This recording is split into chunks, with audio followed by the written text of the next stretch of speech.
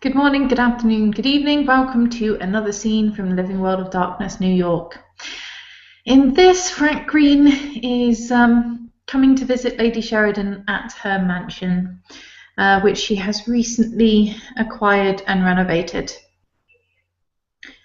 It's in the neighbourhood of Two Bridges, which is fairly near to the Ventrue stronghold of Wall Street.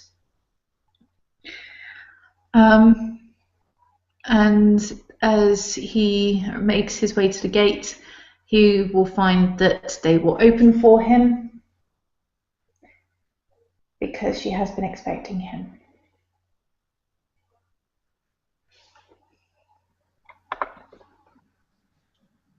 Frank Green, for his part, is going to go ahead and approach the settlement, the establishment of Lady Sheridan on his own motorcycle. In fact, a Harley Davidson, something more of a cruiser variant of motorcycles, not necessarily something that's really nice for the city, but something that makes a statement, something that says that I'm here for a long, long drive, and I have the fortitude, I have the stamina to go ahead and do so for a long, long time.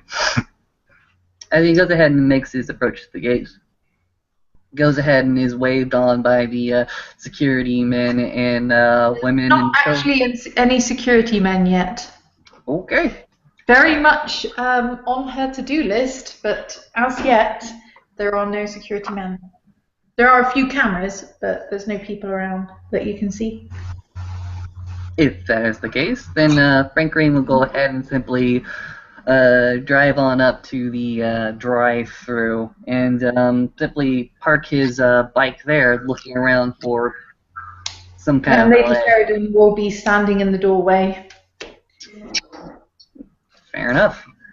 Frank Green will go ahead and yell after her, garage somewhere? Round to the side. And Frank Green will go ahead and put the bicycle or a motorbike into neutral and just start to stroll down with it.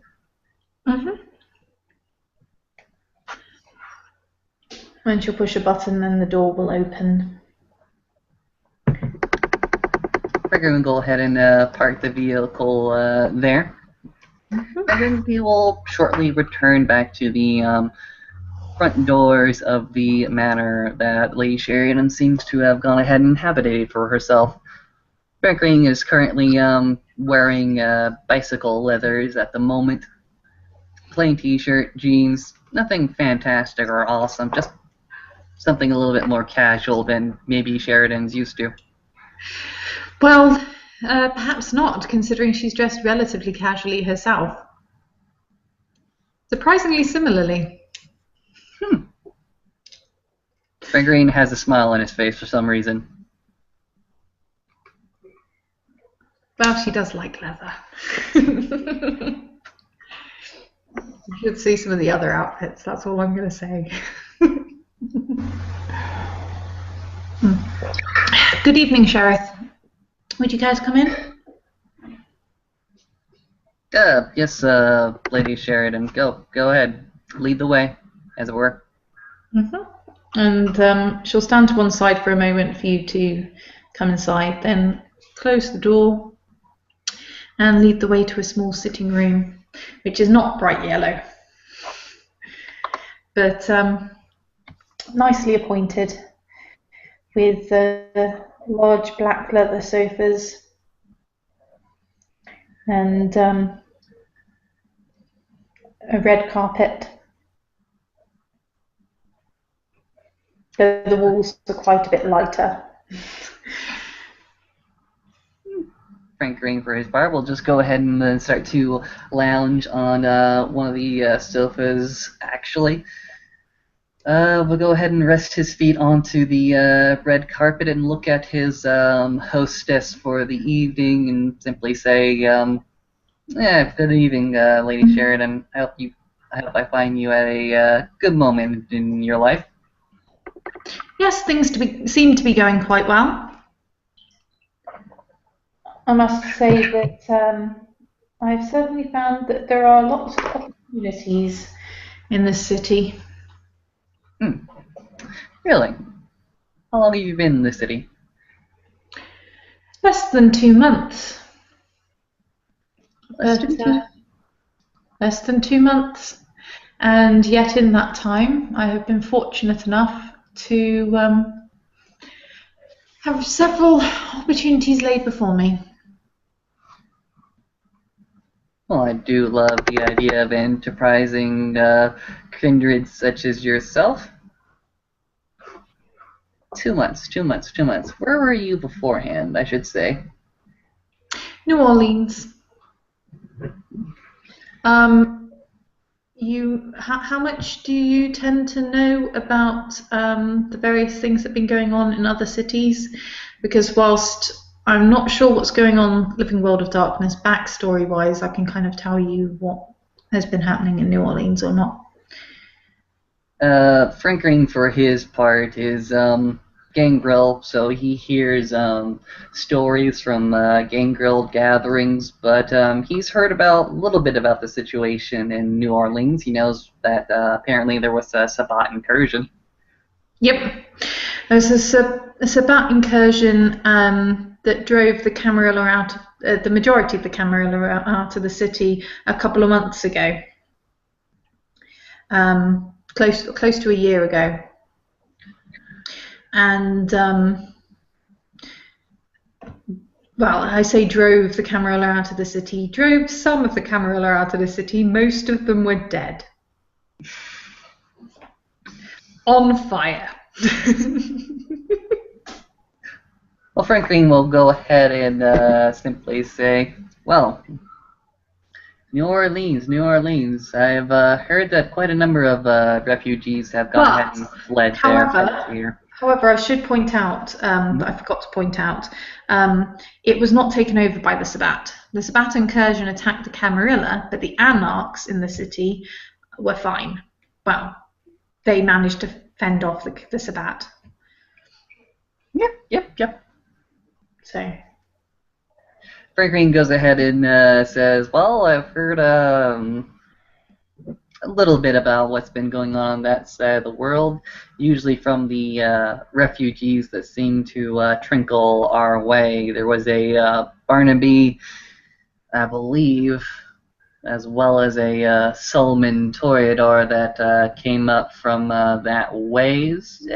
Solomon was able to go ahead and give me a few tidbits on what's going on. He apparently was some sort of advanced scout with another coterie mate of his that also walked into a city. Man by the name of Mr. Walker. Mr. Walker, now he's the guy that you would know. That's the guy with the kind of rep. But I did not realize that you had also hailed from such a city. somewhat more recently, but yes.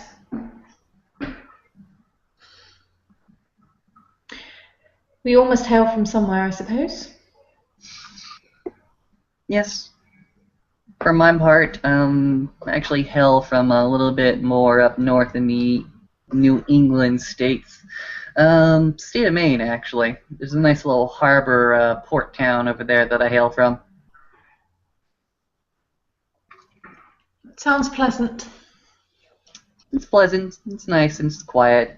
Lets you a lot of time to think, a lot of time to study and learn, but it's particularly boring compared to New York. In New York, there's always something more going on, there's always something new going on, there's always something that you have to be worried about. Yes. But that seems to be quite similar to New Orleans in many ways. Really? Tell me about the city. I'm interested. It was large, it was diverse, it was steeped in history and in forward thinking in the same breath.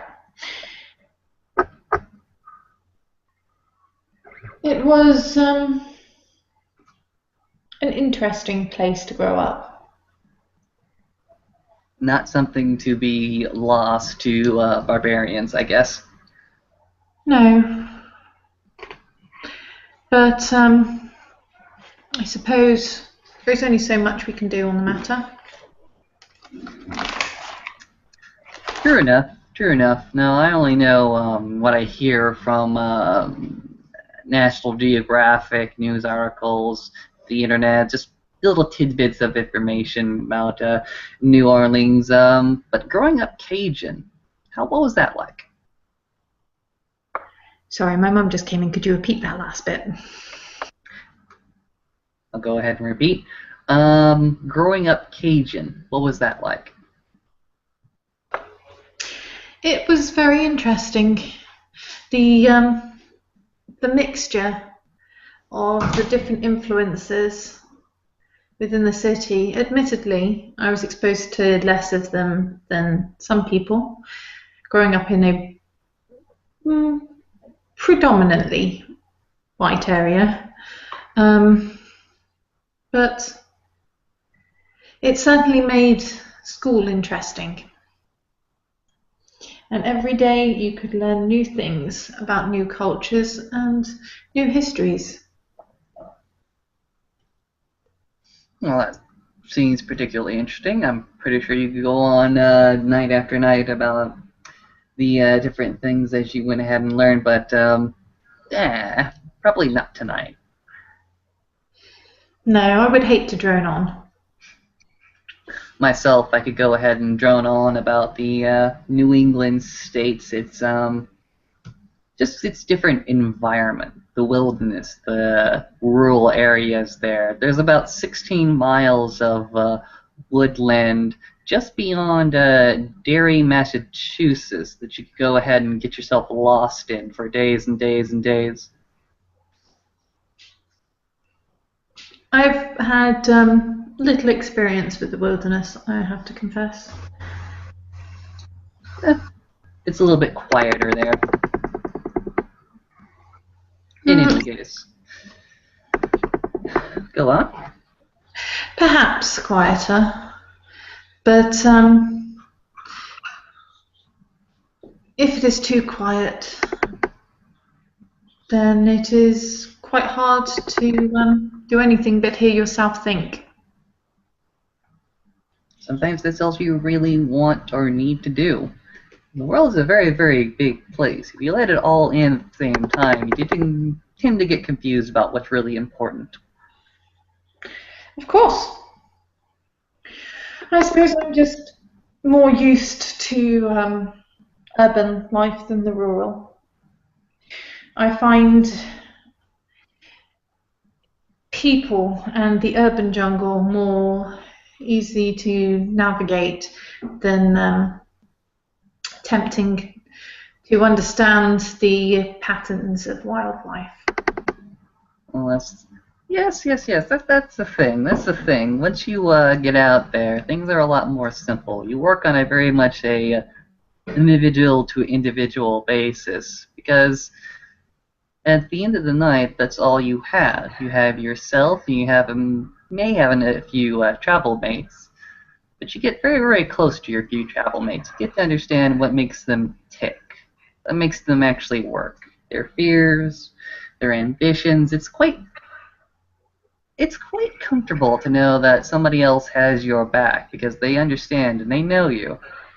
Yes, that is unfortunately something I have also got a relatively little experience in. People are not the most trustworthy at times.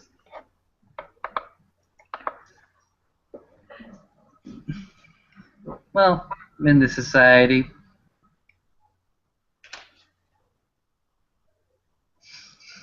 in any case, Frank Green goes ahead and starts to sit up more into this sofa, this black leather sofa, looks at the general surroundings and simply says, "Who decided to set this place up like this? Who decorated it as such? Who set the decor?" Well, I discussed them with the designer and we bandied ideas back and forth until I found one that I liked. It's always good to have a second opinion, but at the same time, you need to choose something that is comfortable for you.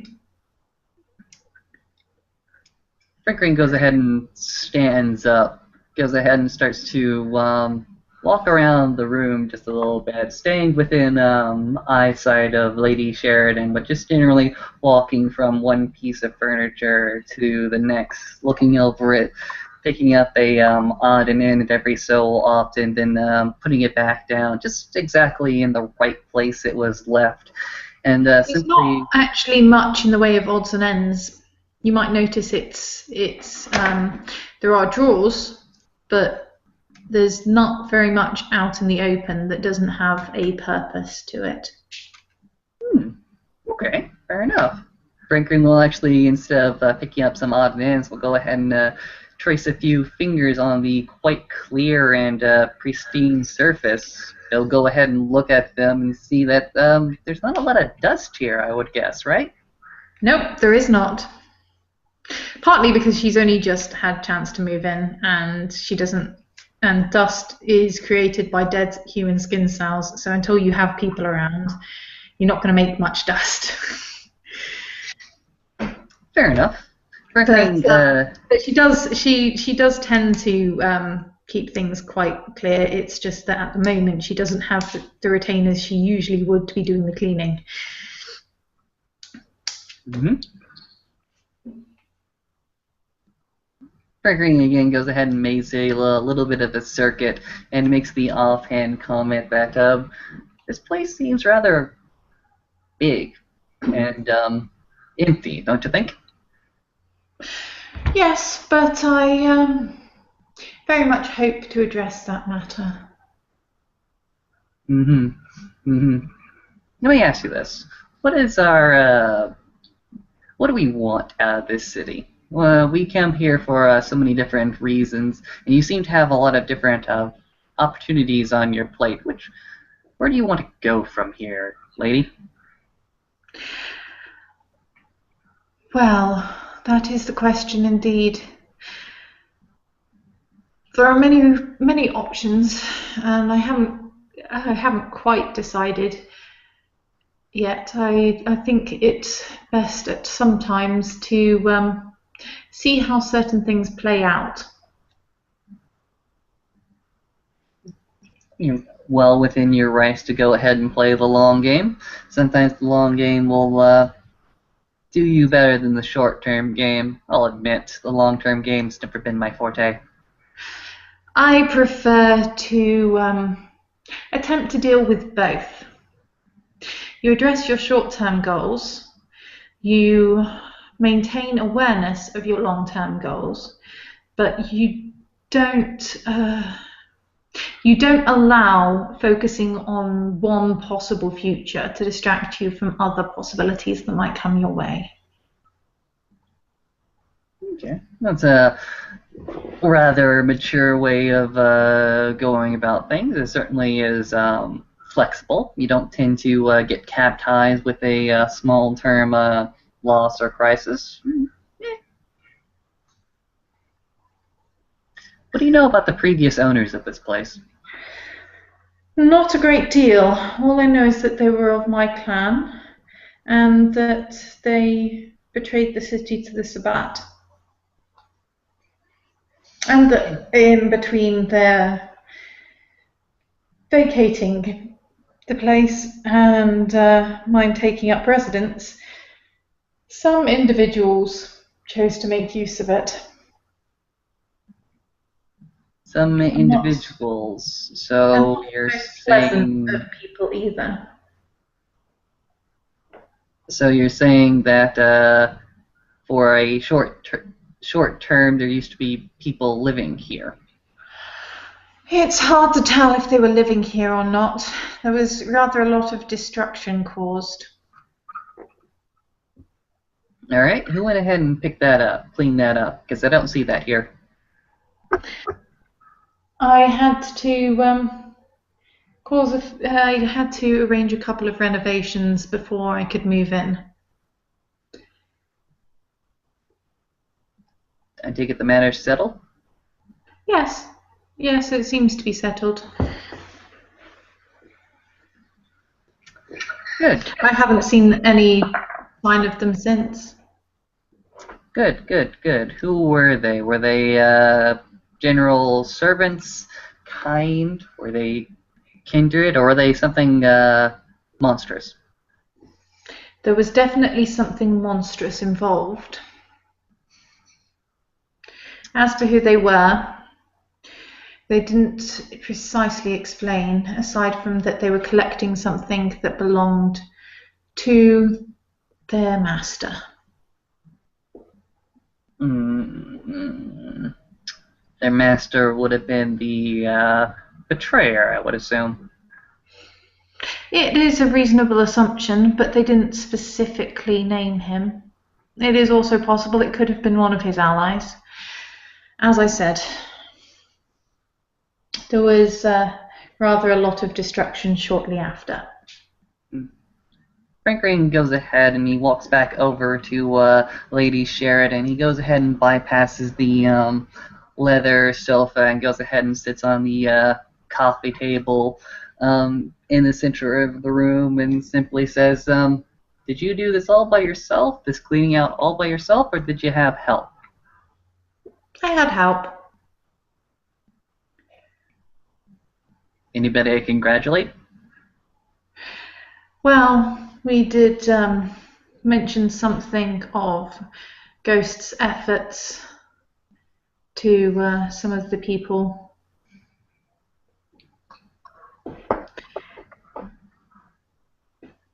All right. And Frederick was most helpful as well. Ghost, Frederick, anybody else? No. All right.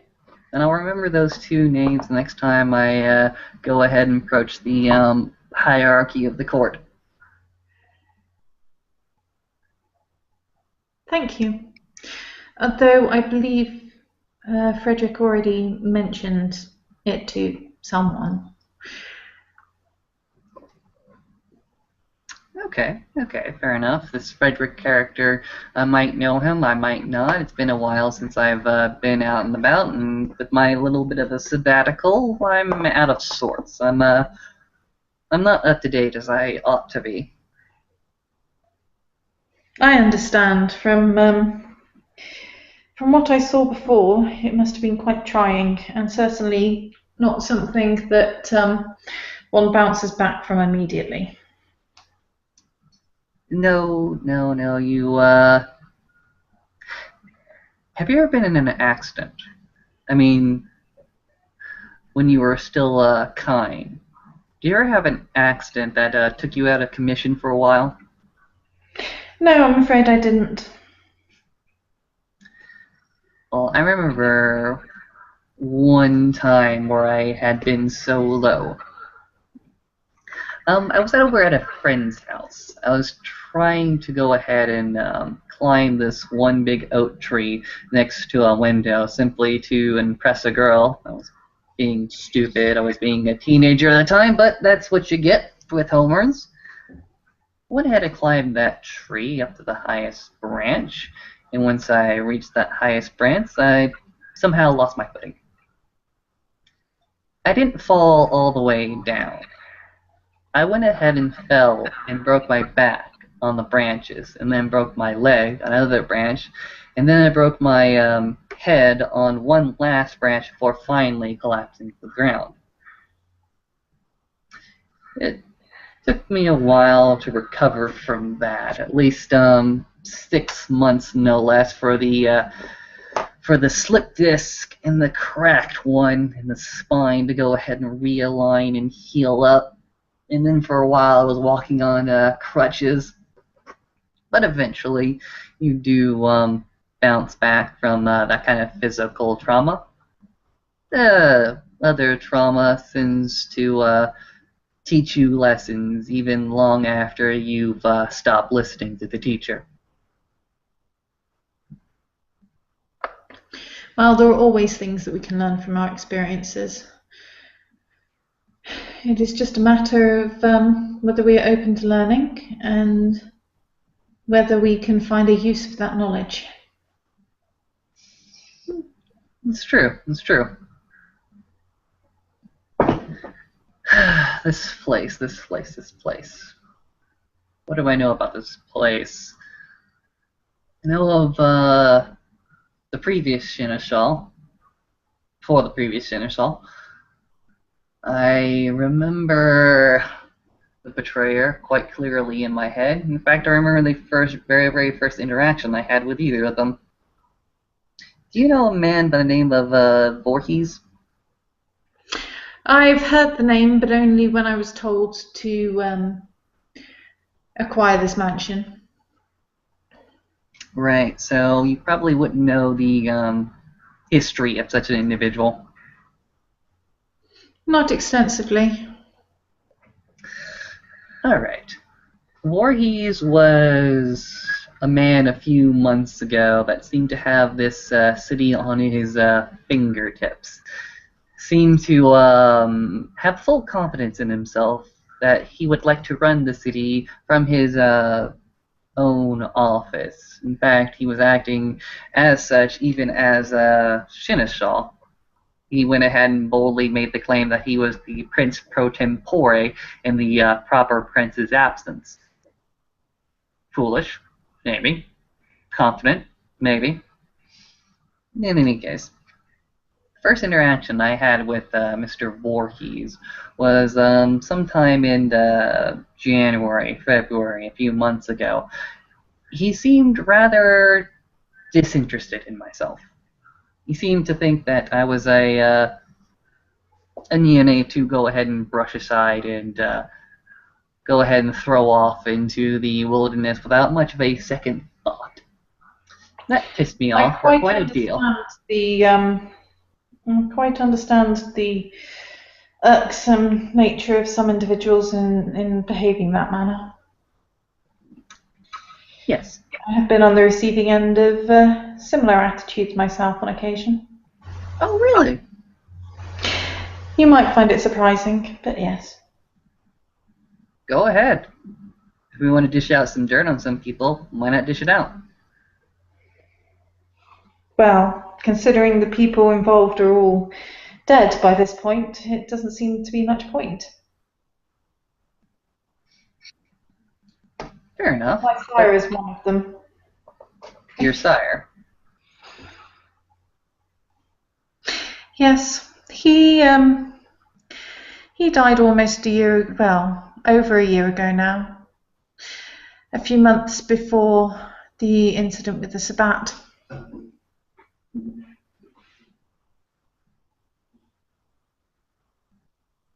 Fair enough. How did you take his final death? Well, any child is obviously distraught by the loss of their sire. She does not look upset.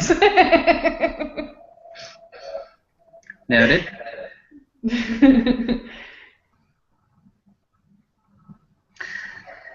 And she's not trying to hide the fact that she's not upset either. It's not that she's failing to hide it. It's that while she won't actually say it, she doesn't care that you know she doesn't care for her sire in the slightest. In fact, she kind of hated him. As some childer and sires are wont to do. Mm-hmm. In any case. Right, he seemed to have this this attitude all the way up until this one particular Elysium. For one reason or another, Jan decided to grace the city again with his presence. And I was actually there when he first showed up into Voorhees' office. That was actually quite an encounter. I think I almost died. Think about it like this. Have you ever seen two elders completely and utterly pissed off with each other in the throes of frenzy? No, but I have seen something that is likely quite a bit worse. I can imagine it. Okay, if you could imagine it. That's what was going on in Voorhees' office when I came to him with a different set of business entirely. apparently there was a brief confrontation between him and another elder, and for some god-awful reason, they went ahead and had a truce simply because there was no more furniture to break on anything.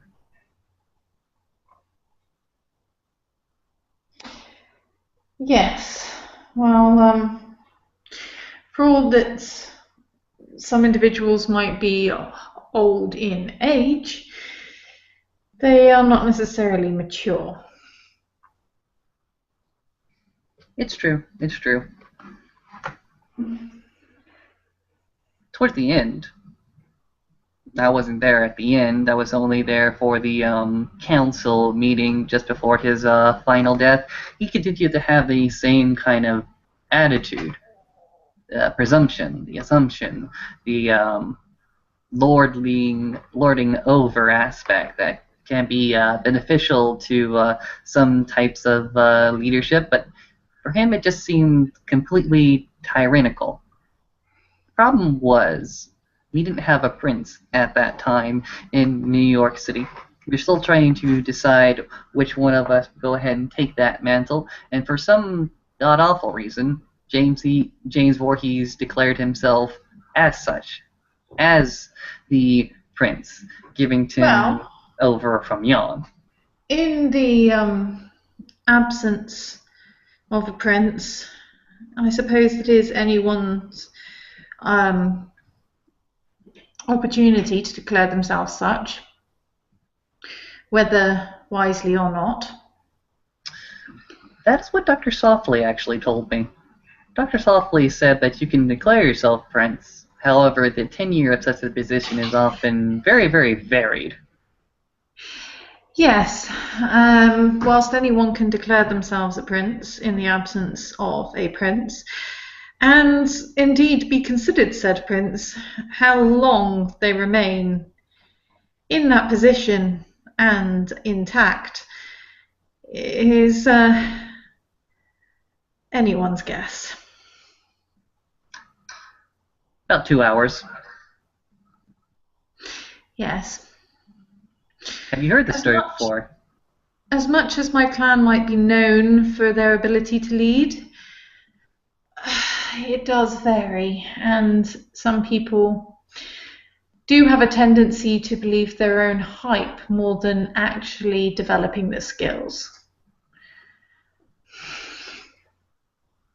Have you heard the story before? No, I have not. No, about to be schooled.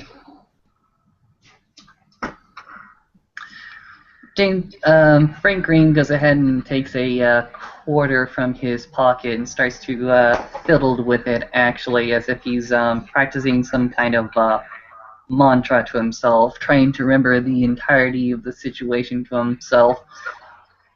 His head starts by simply saying, "Now, I wasn't there when the deed occurred. I got described and told about it afterwards. But it seems as if one of my clanmates, Arturus Brock, and the Prince Voorhees at the time, as well as the Keeper of Elysium, Dr. Softly, were in the Elysium quarters after the council had already dismissed itself. Apparently, Arturus Rock was complaining about something or another. I don't quite remember the current issue, but the Prince at the time, Prince Voorhees, attempted to dominate the gangrel, the boar gangrel, into working for him. And you can already see where this is going wrong, don't you? Yes. Some people forget that the power of the blood is always secondary to the power of the personality. And if you are forced to rely upon your disciplines, either you have done something wrong or someone else has done something wrong. But it's certainly not a good situation. I will admit there are times when disciplines are useful. For example, when someone has, in front of witnesses, fed upon someone, it is quite useful to help educate. Yes, alter what people happen to believe has happened. But as I said, if you need it, something has already gone wrong. Ah, yes, now I remember the current issue. Voorhees was intimidated by Mr. Silas at that time, who was already a fairly capable kindred in his own right. He thought to make a tourist rock a spy against his mentor, the Nosferatu, Mr. Silas. That ended fairly poorly, simply for the fact that Dr. Sopley was there, present, and recognized what Voorhees was doing. And it was at that unfortunate time for Voorhees that the Icebreaker, the Bruges Primogen, and former sheriff happened to walk in on the situation as it was. If you were to imagine anything, it was like Voorhees had his pants down. Yes, well, as I said, for all that we have a reputation for leadership, sometimes people believe their own hype and fail to develop it. If you do not put the work in, then you cannot just assume that by right of blood you will rise to the top. There are many things that rise to the top. Like shit. She'll just smile. It took only 6 seconds, if that, to disconnect Voorhees' head from his shoulders. And quite well deserved. The Icebreaker seems to be an old European short that doesn't broker with traditions being broken, the tradition of being Elysium that he broke rather blatantly. Yes. I remember spitting in his ashes, actually. That was a good day. I don't think I would go quite that far, but mostly because it would paint myself in a bad light. I certainly doubt that I would mourn such a person. After all, he seemed more of a liability to the clan than an asset, just from the stories you've told me so far. He did make a lot of foolish decisions, and seems as if nepotism was his preferred stock in trade. His one childer, the betrayer, gaining quite a number of honors and titles before his defection. Yes. That story is probably one that you've been told over and over and over again. No, in fact, as yet I have heard very little about what has been going on in the city prior to my arrival, save that there were defectors and that there was chaos and mess caused by the kindred that were here before. The details have been rather sparse. Mm-hmm. I'm in the unfortunate position of knowing all the dirty little details that happened from the beginning of this year till now. It's not a very nice history. It's rather one that would put us all to fucking shame. Yes, I've heard that every clan has had unfortunate, well, nearly every clan has had unfortunate slurs to their name caused by various individuals. When did it start is the question. Started with Marquez, I think. No, it started with him. We all make mistakes. For yes, myself, but there are mistakes and there are patterns of behavior. Mm-hmm. Everyone will make mistakes, but some people will be a mistake.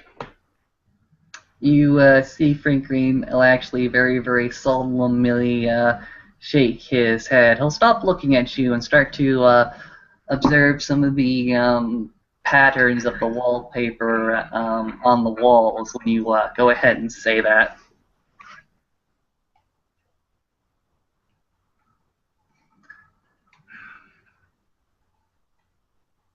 Of course, there is always a hope of re-education, but some people are not as open to it as one might hope.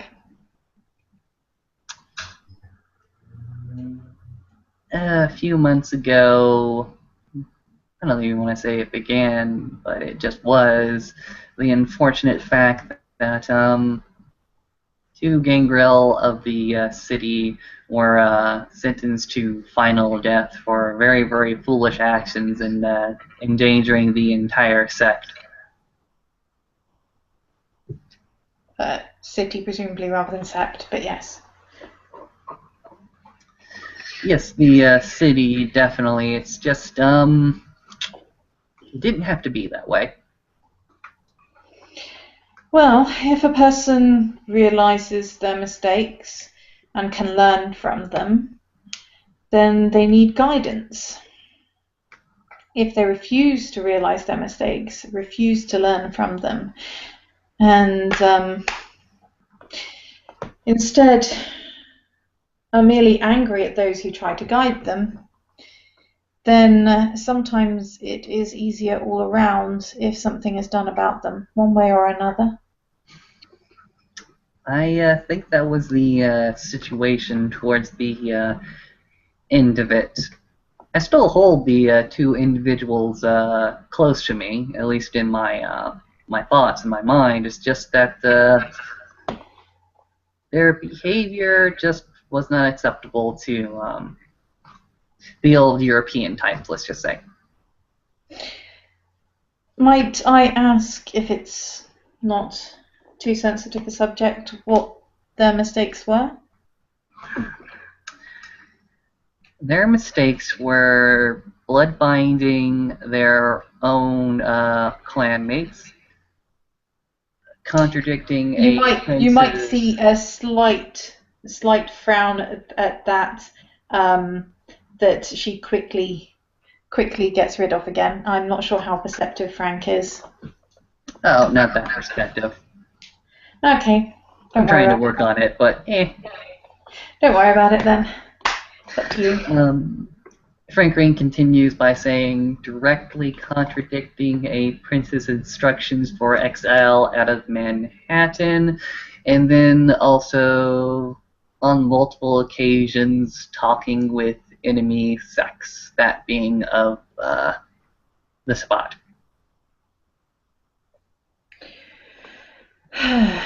Well, it does seem like they were making something of a habit of making mistakes.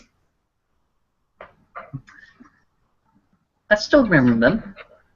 I still remember coming into the city and them being the first of my own plan to go ahead and associate with. I still remember the good times that we had, and I'm very, very sorry that they are gone. Yes. It is a shame that they couldn't be taught from their mistakes rather than removed. They seem more the mistakes of foolishness than ingrained aspects of their character. Foolishness rather than malice. Yes, unlike my esteemed clanmate, that I am not especially concerned about the fact that I never met. DuPont. That's a kindred I'll get on to later in this particular conversation. He doesn't begin quite yet. I actually meant his sire, the former prince, for all of a few hours. Yes, but it's his line that does him wrong. Yes, it's quite the bad blood from the sounds of it. Like I said, DuPont's own actions are actually only after the actions I'll go ahead and describe to you now. Do you remember, or were you ever told of an Elysium establishment known as the Groove, or the former Torador Primogen of Marquez? I I had heard that the former Toreador Primogen caused something of a unfortunate incident before his demise, but I'm not entirely sure of any of the details. It was before I arrived. Well, just so you know, apparently you have three of them to go ahead and concern yourself about. The history of the Torador has been rather loose, rather fast, actually. Every single Primogen that we have seen arisen to that particular title has gone ahead and done something fairly foolish and thrown himself down on his own sword. Should we be concerned about Mr. Peck then? Is he Primogen? I'm not entirely sure, but I believe by default he may well be considered it. That is probably an issue that you should bring up to Prince Silas at some moment or another. I know that he went ahead and made a declaration about the seat of primogenhood for the clan Toreador, that it was being taken away from them until they could pursue, or at least present a suitable candidate. Ah, well, perhaps it is less of a concern then. Yes. I hear that he's actually the keeper of Elysium now. Is that true? That is what I was told. How does his Elysiums run? Quietly, at least from the ones that I have attended. Gathering of a handful of kindred that happen to have the evening free. Discussion or two. Last night we were offered a sampling of his latest project, blending wine with blood. I'm not sure it's particularly wise endeavour, but well, Toreador do have their passions, and if he chooses to take this outlet, it is at least better than some that I've heard of.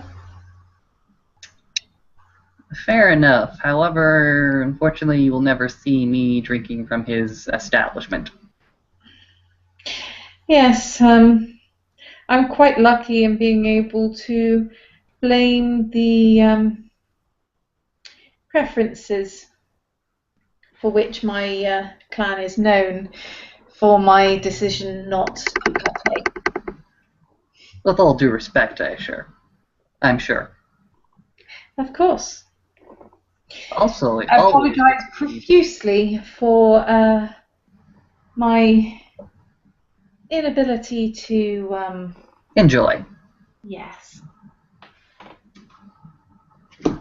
For myself, I've had dealings with every single Toreador Primogen at one point or another. With Marquez, it was setting up my own little club, at which point he went ahead and betrayed the entire sect rather publicly after his own club was burned to the ground twice. Everybody around him told him that the groove was compromised and that he should move, but he foolishly decided to stay with it. And after he got burned the second time, he made a rather public declaration that he was going to join the enemy. Right. Despite the fact that they were likely the ones involved in the burning. He went ahead and said as much.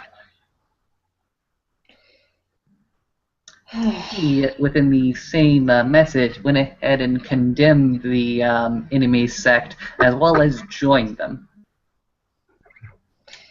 It sounds rather more the actions of one of the other clans than a Toreador. Not that I would ever want to speak disparagingly of our dear Markavian Sectmates. Oh, the Trial of Malkov have much more sense than Marquez ever did.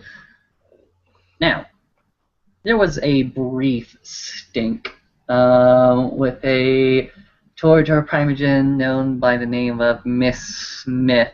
Miss Smith was also very, very foolish. You know what she did?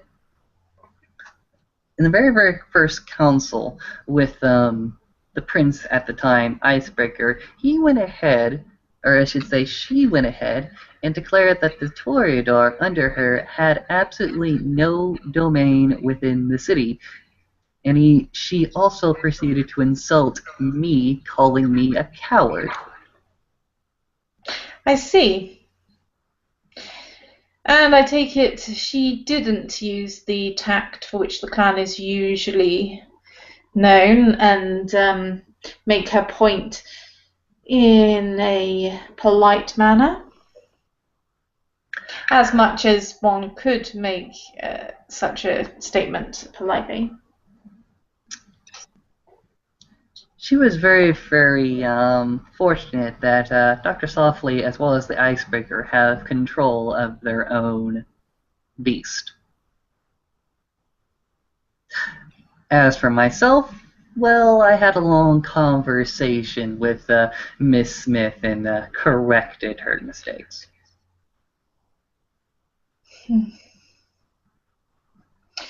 And the third Primogen? Third Primogen being Mr. Peck. Now, this was just after Miss Smith's brief mistakes and her dethronement by the clan. Mr. Peck decided to take the seat himself for a brief moment, gather the entire clan together, and what Miss Smith told me afterwards disheartened me a great deal. Apparently, Mr. Peck went ahead and gave his blood to his clanmates to drink.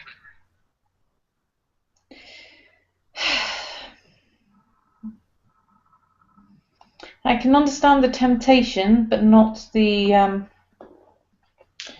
not actually following through with it. Of course, anyone foolish enough to take such a drink may probably should not have been released by their sires yet, but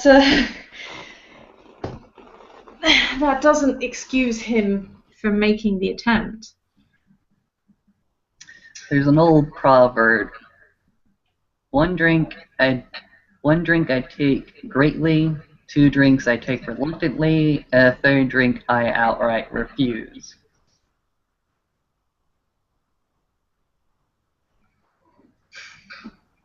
A good guideline, but even using that particular quality of a blood against your clanmates is it's just simply taking advantage that you don't really need if you have any sort of personality or wherewithal.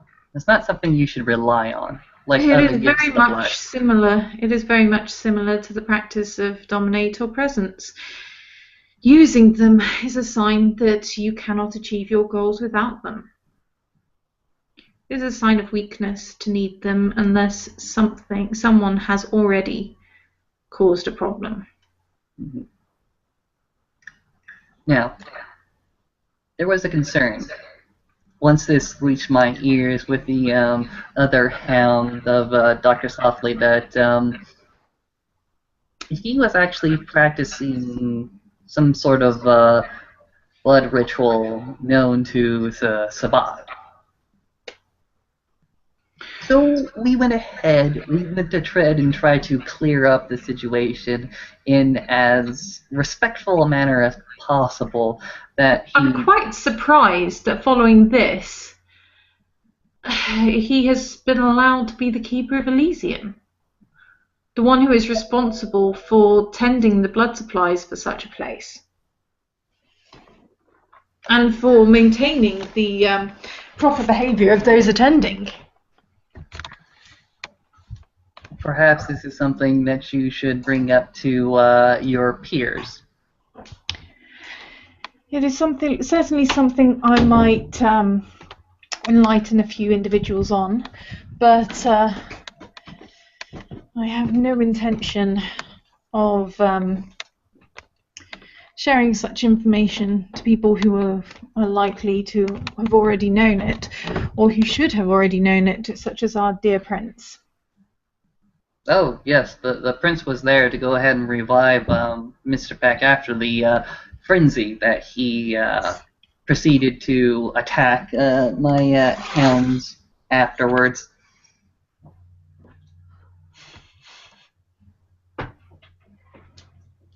In any case, who did pronounce him as such, the Keeper of Elysium? Apparently was not there at that particular conversation. Out of character, I'm pretty sure you were. Well, if I was, then Frank Green doesn't remember. I was told during the meeting after the main meeting of the War Council, when you guys came to talk to the Ventru, and when I was told to work on India.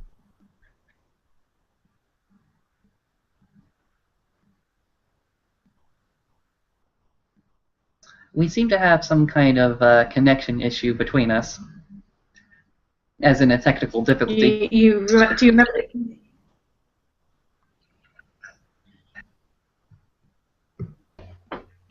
Excuse us, folks. I seem to have a technical difficulty.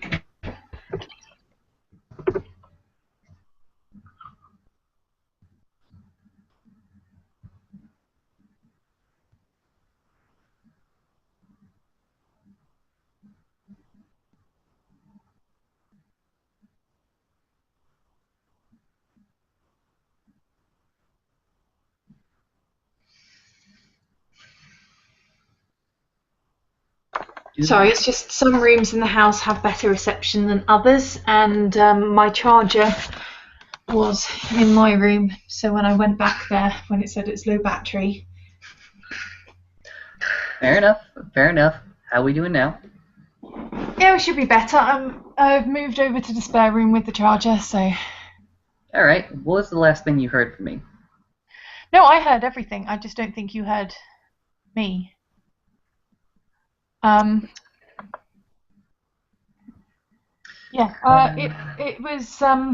was when you were talking to the Ventru.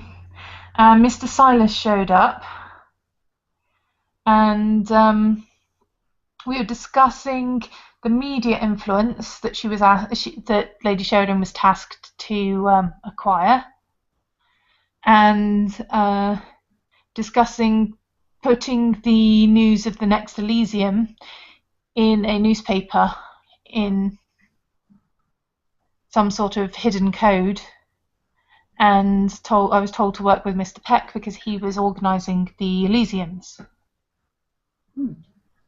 Fair enough, fair enough.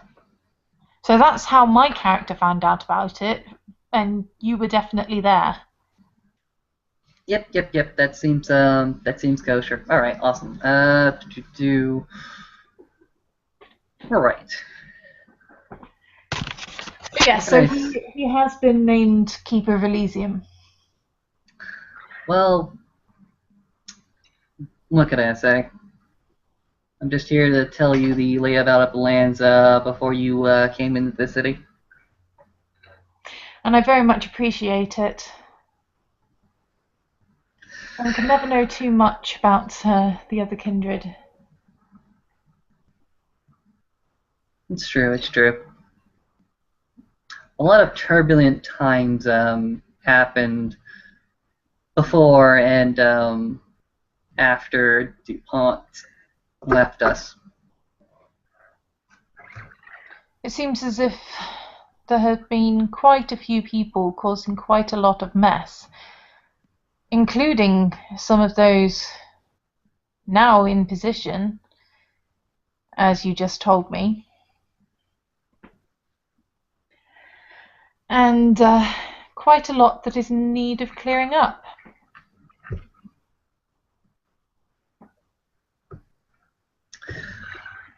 All I can really say is when you come into New York, you must accept the kind of mess that you're getting into. There's nothing here that's clean, and there's nothing here that's entirely in order. You take the city as it is. The good, the bad, sometimes the especially horrible parts. Yes, well, opportunity and work often look relatively similar.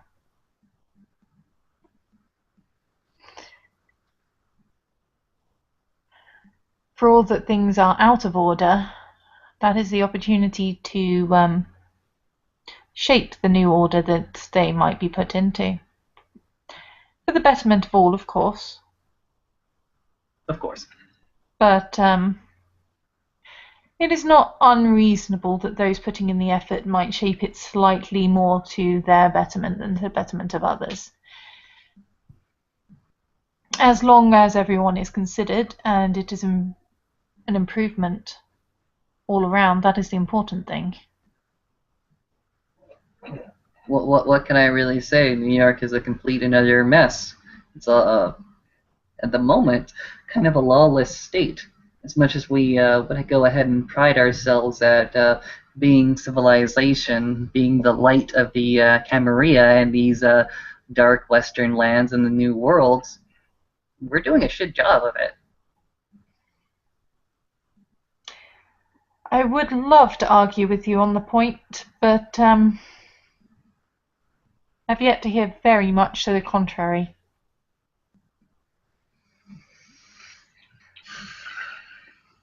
There are a few kindred in the city that I would actually go ahead and consider a part of the new order. Silas, for his part, has always been a rather faithful kindred, rather very much future focused, rather cordial. Knows exactly what needs to happen and goes ahead and gets it done. Indeed, until you told me that he knew of Mr. Peck's activities before naming him to keeper, I had considered him quite wise, and I had found his manner quite genial. Well, he himself maintains a relatively secure location known as the Penthouse Bar and Lounge. It's usually open most nights for anybody to come in. If you have a disagreement with him, I'm sure he'll be more than happy to go ahead and host for you. No, no, it is his right to select someone to be keeper. I just Within your right to go ahead and replace such an individual and prove that you can do a better job of it. perhaps, but we shall see. Certainly think it might be worth being quite careful about his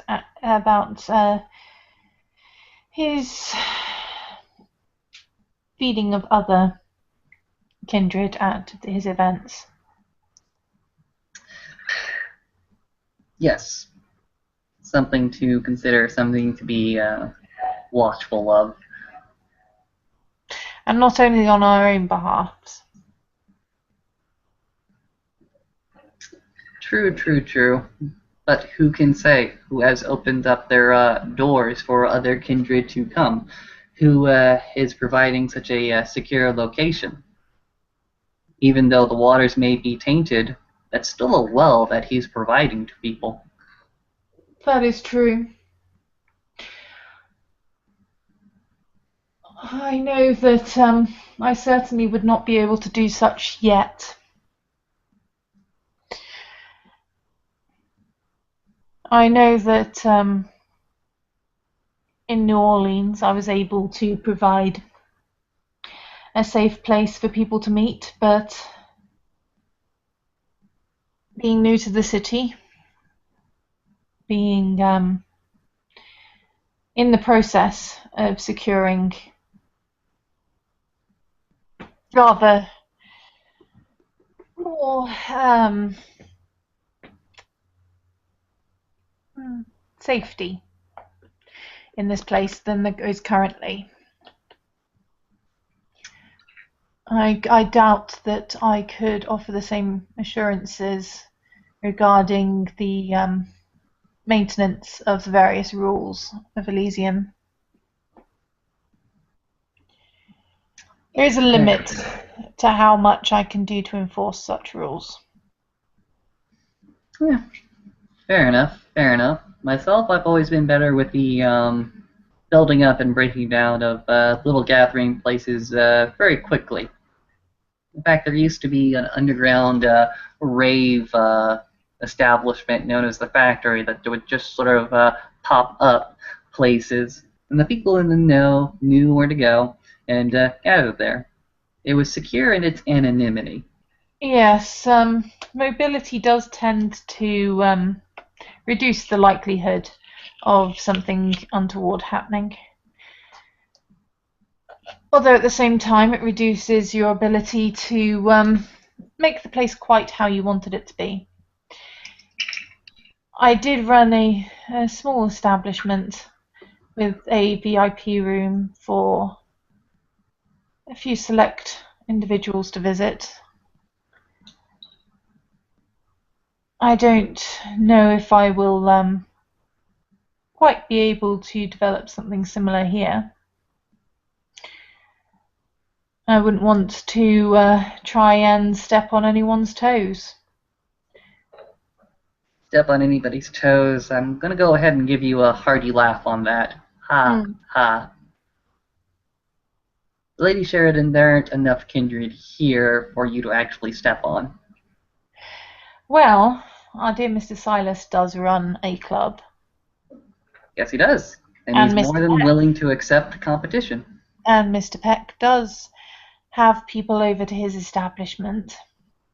His nice restaurant, the Boiler Room, and I'm sure that he is also prepared for competition.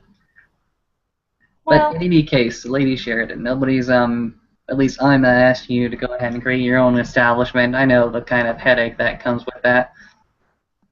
But what would you see yourself doing in this city to benefit the Camarilla? Well, given time, I hope to develop the contacts that I've been asked to look into regarding the media. But such is slow. You can't establish roots overnight.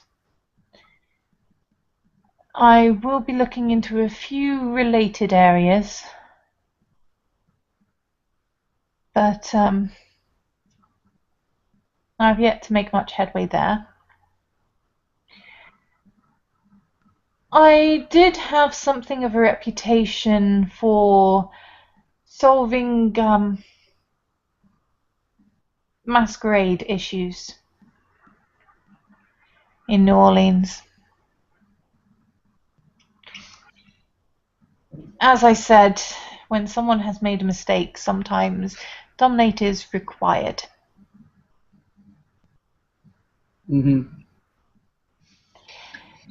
In fact, since you have been so kind as to share some stories with me, perhaps you would be interested in the tale of a certain Bruiser that I knew. Go ahead. You have my rapt attention, Frank Green says, as he's still sitting on the coffee table before you, not but 3 feet away. Perhaps you, as you know, some things of what has happened in New Orleans, you might be aware that it was under the control of the Anarchs. Well, it still is, but yes. And that they took this control some months ago. Well, following the disappearance of the majority of the Camarilla, and the disappearance of the minority of the Camarilla and the death of the majority, I was at something of a loose end. finding it unpleasant to have to try and uproot overnight.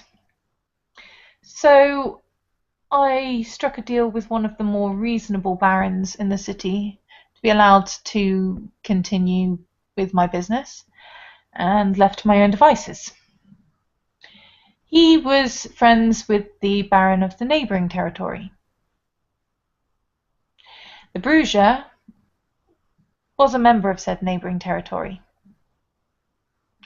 And on the night in question, he embraced the childer without having mentioned it to his baron, which among the anarchs is not too great a problem. His childer then attacked one of his herd in front of one of his other herd. He left his ghouls to babysit the pair of them and took his childer out for the evening without having actually explained anything regarding what she was, what she might now have to deal with. Nothing. Not even the fact that she was kindred. He took her to a park. He wanted to show her the benefits of the condition, so he pushed over a few very old oak trees. Then he came to my nightclub in the next territory over. As I said, the barons were friends. Coming and going was not considered much of an issue.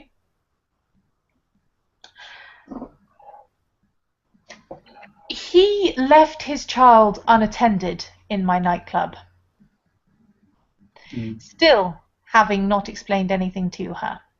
He intruded on my conversation with someone, a strange individual that had arrived in the city. He decided to claim to be Ventru for no apparent reason, which did not fool anyone. During this time, his child disappeared. When we returned downstairs from the VIP area where we had this conversation,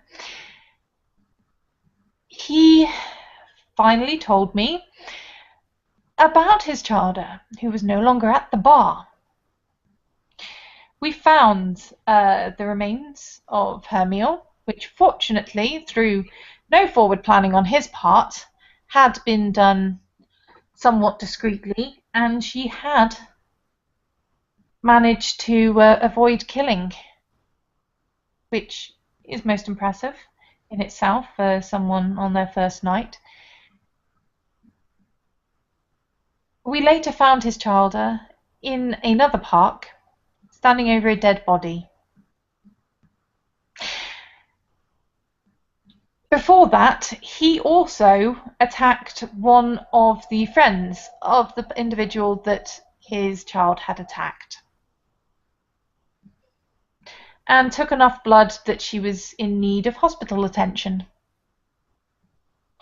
So, as you might guess, I was kept somewhat busy cleaning up this mess. Mm-hmm. Some individuals, whatever their clan, should not sire childer. But you can issue with the education, instruction, and the correction of kindred that are coming in within this society. Well, the Baron, as I said, was relatively reasonable. Quite reasonable, in fact, compared to many of the others, and compared to the one which took over from him and led to my relocation. He said that as the majority of the infraction had happened within his territory, it was his right to decide what would happen to the child. And the child was given to another kindred to give her education. What about the sire of the child? The sire was the responsibility of his baron, and he lost his position, he lost his trust, he lost much respect.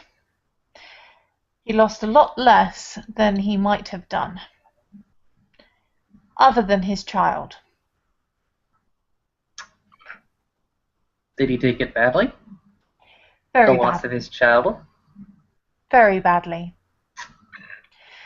Especially given his dislike of the individual to whom the child was given. Ah. I am... For some But strange reason, I think I can relate to that.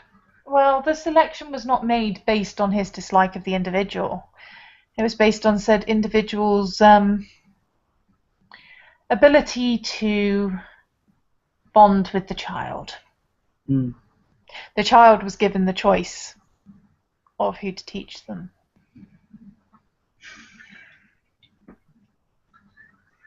The gift of a child and the loss of a child is, it's very dramatic. I never thought that I would feel this way or understand these feelings before I had my own. But, I don't know. It seems like your perspective totally changes once you go ahead and take that first step. It is certainly a responsibility that digs at one. It's a responsibility, but it's also... You'll go ahead and tell me I'm soft-hearted for this one, but it's a... I don't know. An honor. It's an honor to the person who bequeaths such a right to you.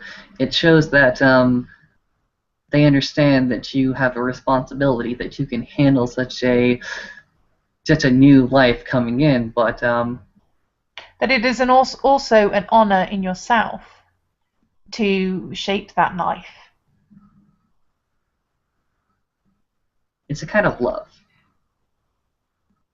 That's the only word that comes to mind. The gaining of a new children. It's an opportunity you don't get very often. And you have the opportunity to go ahead and accept this new life into your society. You get a chance to actually see your ideas and your bloodline go ahead and extend away from you. You get the validation that you are doing the right thing. Or at least you hope that you are. True. Might I ask what happened? The betrayer happened. There was a brief moment when I was separated from my children, when I was taken to Staten Island, and the only thing that I could really think about was the fate of that one little gangrel back home. Because I was still concerned over her. I was still certain that for some strange reason I would go ahead and betray my clan and my city due to some sort of blood sorcery.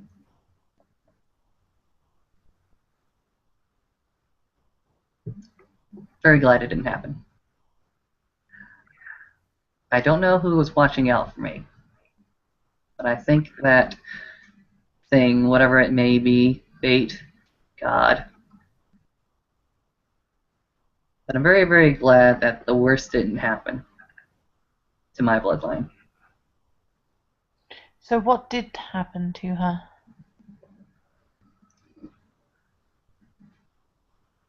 She's still walking around. She's still as safe as possible. She's a little bit shaken. She went ahead and saw me after the fact. I was torn up quite a bit, much more than I presented myself at the little war council. She saw me at my most bare and raw, and I don't think she'll forget about that sight for a good long time.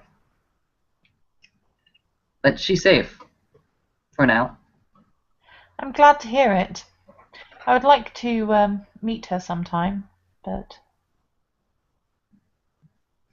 I'm of not course. adverse to that. I'm not adverse to that at all.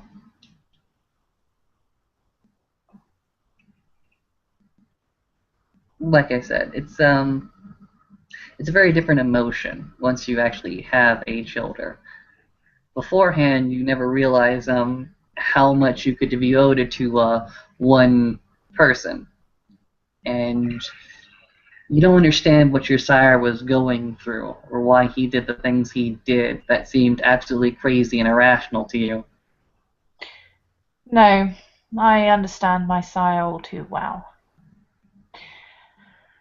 But that is another matter. Right. Excuse me for being sort of ignorant or disrespectful. No, no, it's quite all right. You want to know.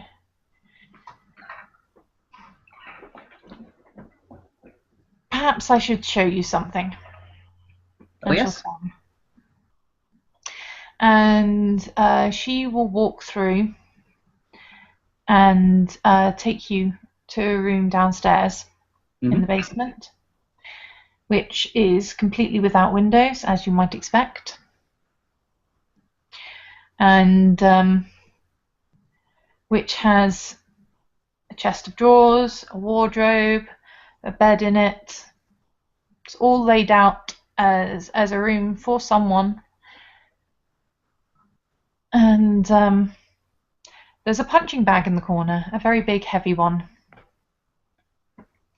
Complete kind of gym, well, a small gym set, all very heavyweight.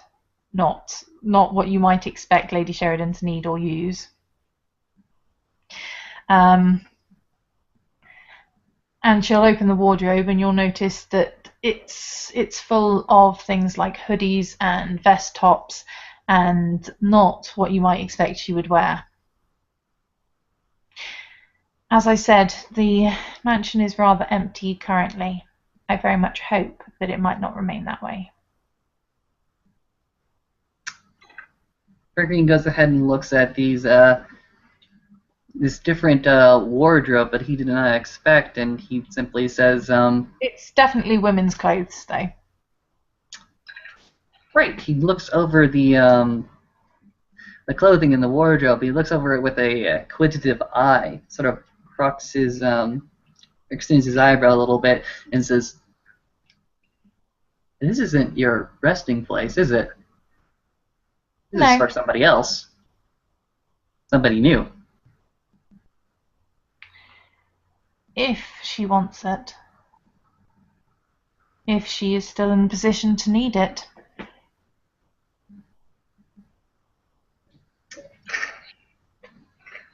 So you have this nice place set up. This bed, this wardrobe, all the accoutrements, all the good nonsense that comes with a new life in our society. No, no, I very much understand what you're doing here. You're nesting. Not exactly. More preparing in case the news is better than I expect it to be. I told you that story about the Bruja and about his child that needed a new foster sire to teach them the ways of the world. Oh. How old is she? Pardon? How old is she?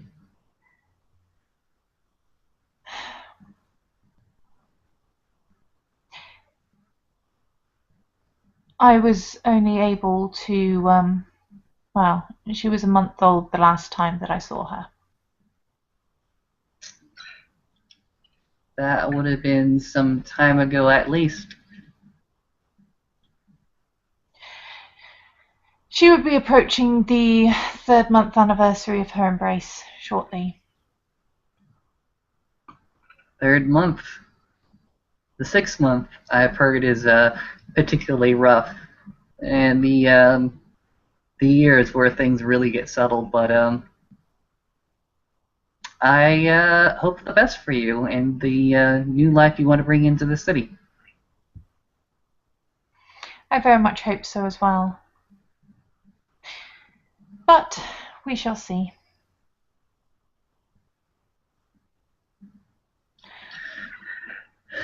Irene goes ahead and takes a few deep breaths, looks over at the small or the accoutrements, the furniture, and just simply says, "You do have a very, very nice house." Thank you. I can thank Mr. Silas for that. Mr. Silas does have a generous heart, doesn't he? He certainly knows how to make sure everyone feels appreciated and is able to contribute best to the city. Which makes him very, very good to be in his particular position. If I remember correctly, he didn't come into this position. In fact, when he came into the city, I think he wasn't even a primogen. Well, we all must begin at the bottom. Yes, we all must begin at the bottom, from neonate to hand to tempore, back down to hand. Hell, I wish somebody would go ahead and take this some titles away from me. I remember me and Dr. Softly joking with each other that we pretty much ran the entire city, juggling 3 different titles to ourselves. Well, it is much the same as being a sire. It is an honor and a responsibility, and an opportunity to make your mark upon the future. Yeah.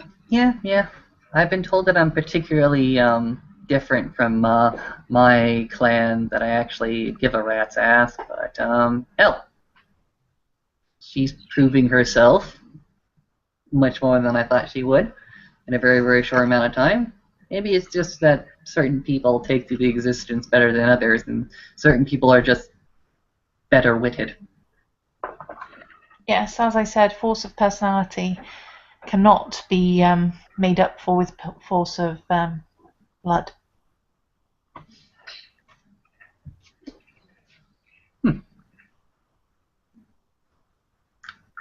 Now, I can't think of a single damn thing I want to do in this city, other than maintain the peace, other than to keep it from exploding.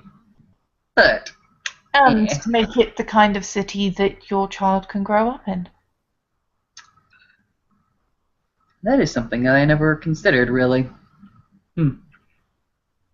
There's always talks between me and her. I think she sort of idealized me more than she really should.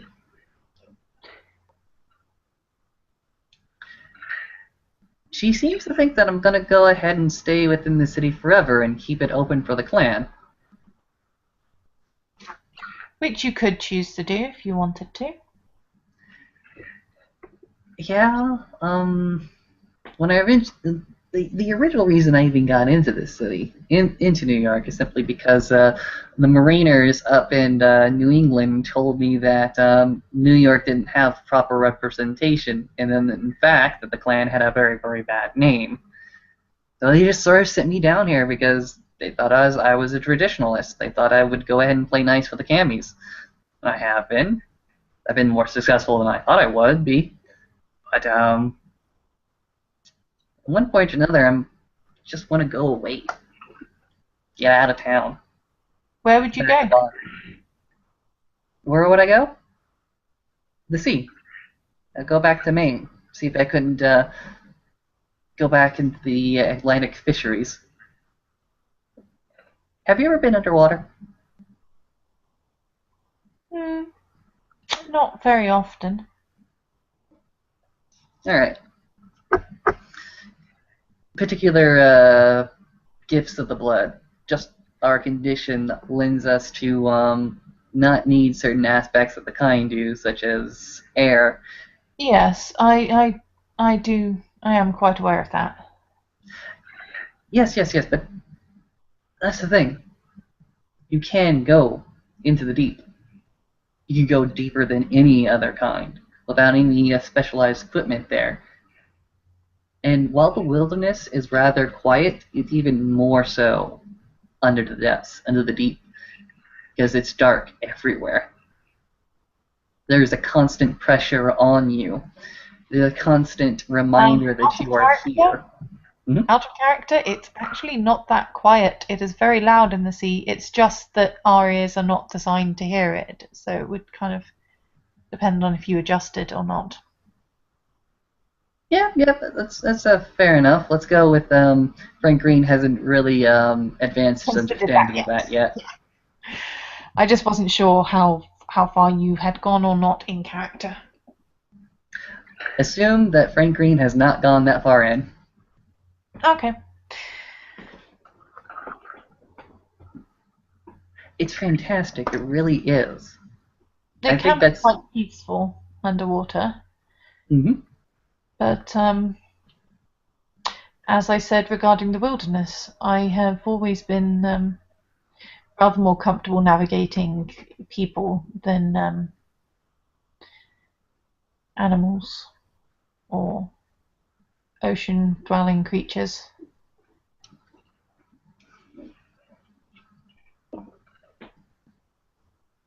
What can But I I can say? understand the I'm a simple kindred with very very simple needs.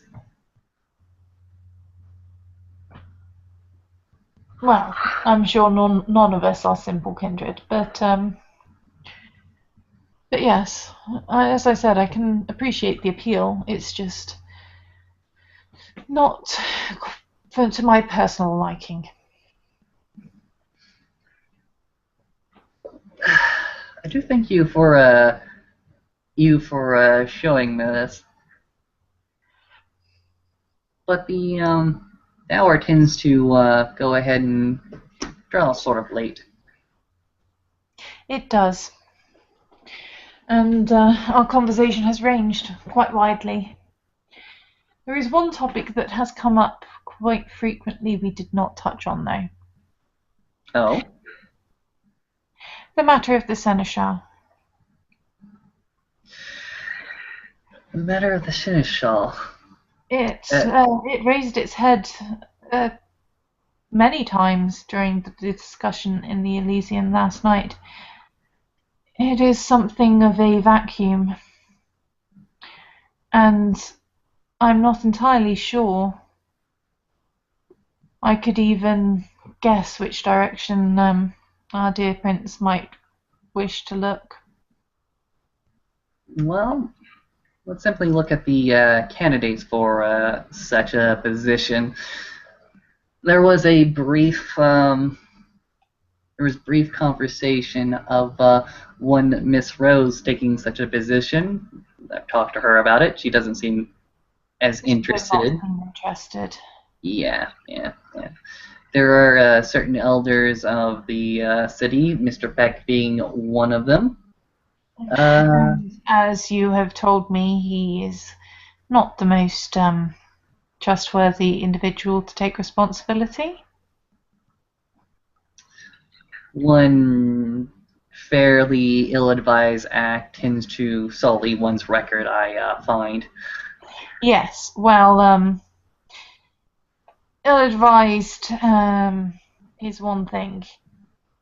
Manipulating and seeking to abuse power over others, well, it does rather indicate that it would be unwise to give you that power again. Your words, not mine, sister.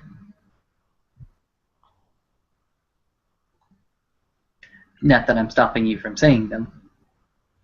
Hmm. Of course, but as you've noticed, you do seem to be discussing things rather more openly. Simple kindred. What can I say? Yes, but obviously it is the prince's right to choose. And if he chooses Mr. Peck, well, that is his right. but I can't see him as a good candidate for the position. Other candidates within the city, there is certain other ladies that might actually go ahead and benefit from that. There was the one Malkavian Primogen that was briefly considered to be the Seneschal under Voorhees, but that didn't pan out. There is, of course, Lady Airbeth. There is, of course, yourself. And if there are any other ladies within the city that could take such a position, I am not aware of it.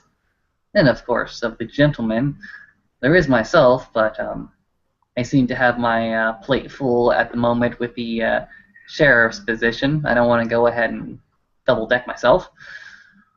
Of course. Unfortunately, as much as Lady Arabeth might leap at the opportunity, she does seem to have overloaded herself somewhat with her clients. Something she is working to address, but... If you say so. I encourage you... Of course, I'm sure she would prioritize the city and resolve the situation in no time. I believe yourself and her still have the manner of primogenhood to talk about. I'll leave that to you. Yes, well, we do have much discussion to make.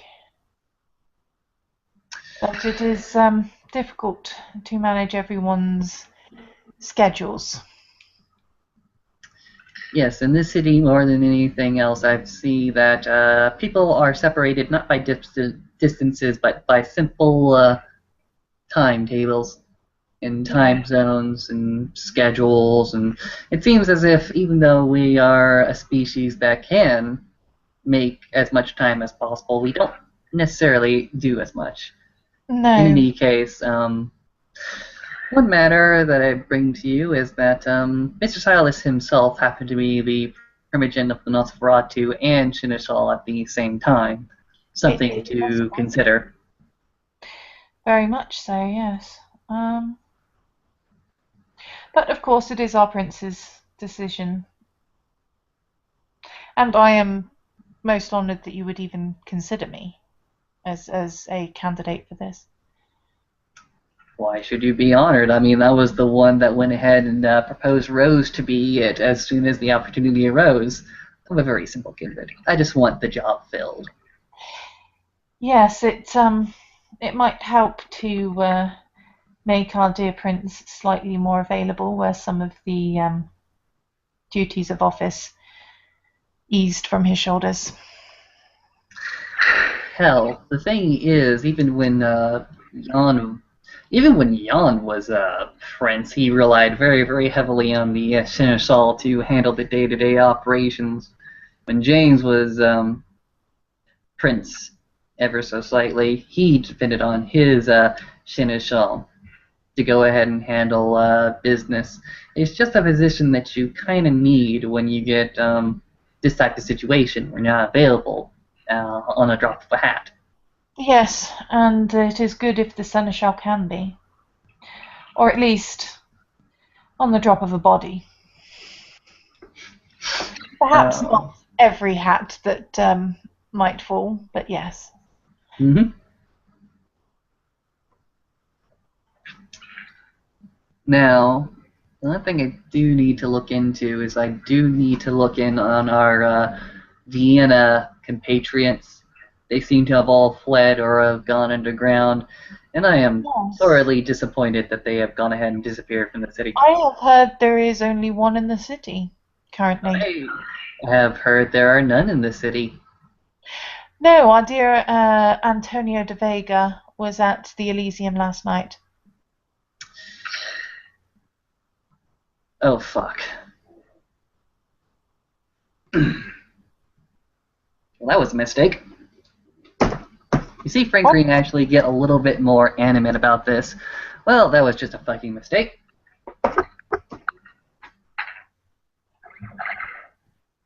Lady Sheridan, just so you know, there are no Tremere in the city.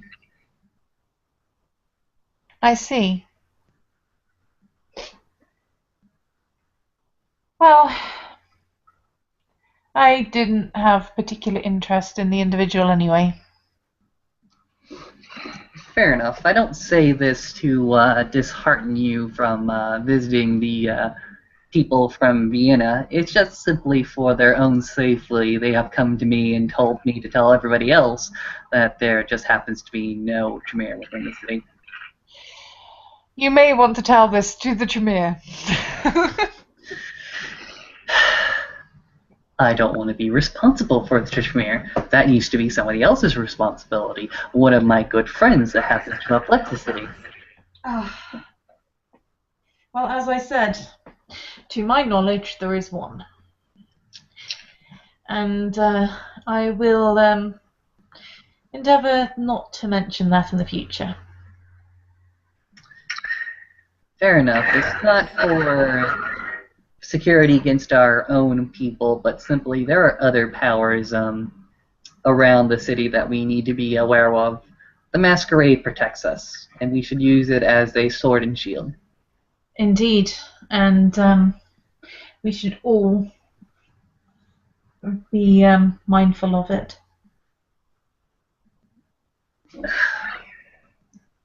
You see that Frank Green, throughout this entire conversation, has had his sunglasses on. He has not made any effort to go ahead and remove them in any way, shape, or form. Okay. They've been on the entire conversation. That's okay.